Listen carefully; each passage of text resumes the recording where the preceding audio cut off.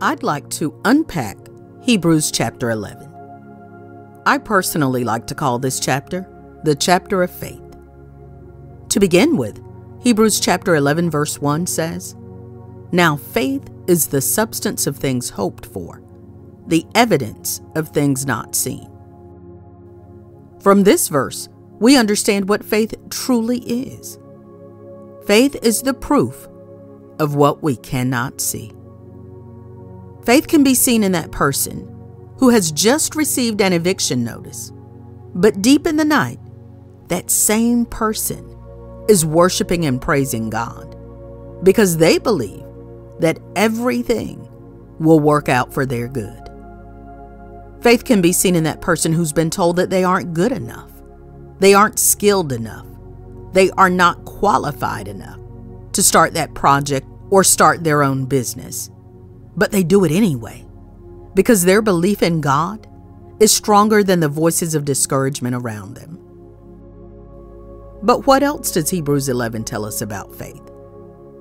Verses 5 through 11 reads, "By faith, Enoch was taken away so that he did not see death, and was not found, because God had taken him.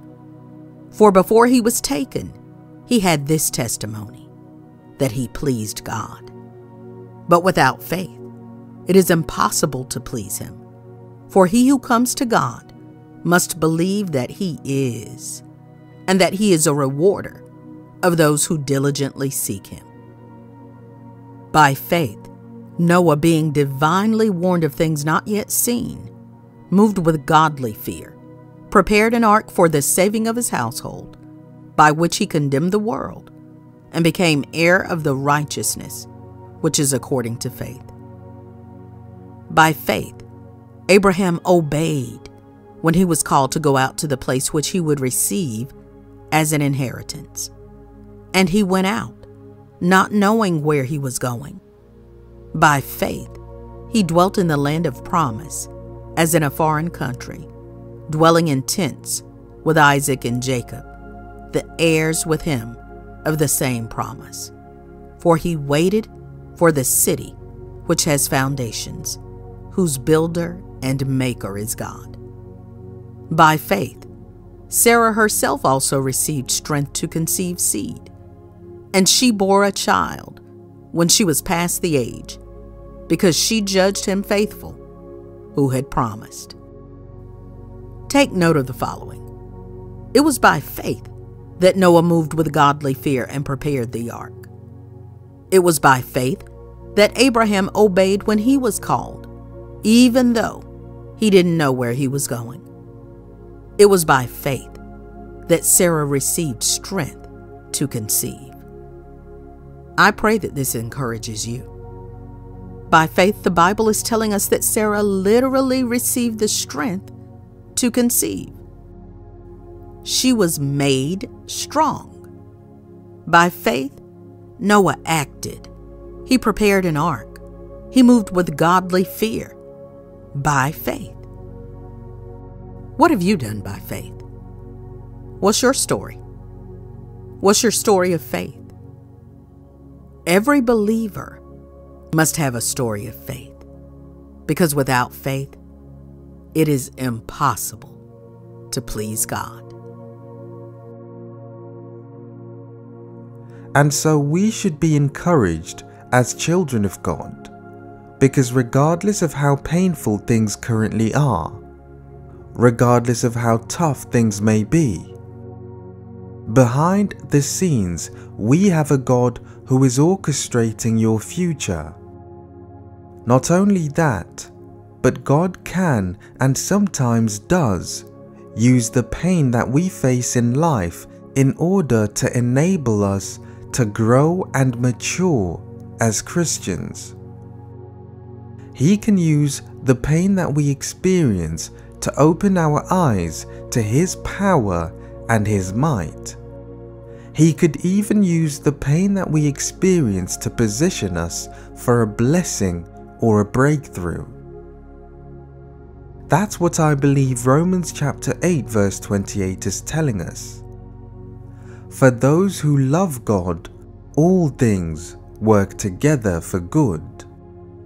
The Amplified Translation says, "And we know with great confidence that God, who is deeply concerned about us, causes all things to work together as a plan for good for those who love God, to those who are called according to his plan and purpose."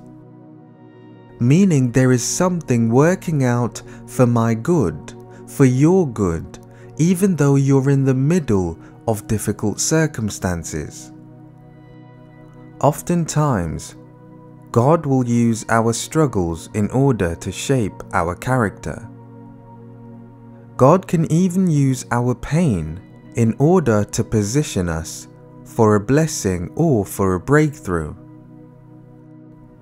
And so as children of God, we need a change of perspective in order for us to see and appreciate the hand of God over our lives. We all have decisions to make. Do you walk on the narrow road where only a few choose to travel? Or do you walk on the road where you will always have your way without limitations? You decide. The pleasures of this world or the discipline of righteousness? The pursuit of money, power, material things, or the pursuit of godliness? You decide. You decide to say, "I did that," or you can say, "It was by the grace of God." You see, we can choose to take the credit, or we could choose to thank God. What I'm trying to tell you is that it's not by might, nor by power, but it's through the Spirit of the Lord. It's through the mercy of God. It's through His love and kindness that we're able to see a new way, to wake up with air in our lungs, with the sight to see. It's not through our own power or our own strength. It's all Jesus. So you decide. Who will you thank today? Who will you give praise today? So I encourage you, let's make the decision. Let's choose to praise God. Let's decide to worship Him, to give Him all the glory and honor.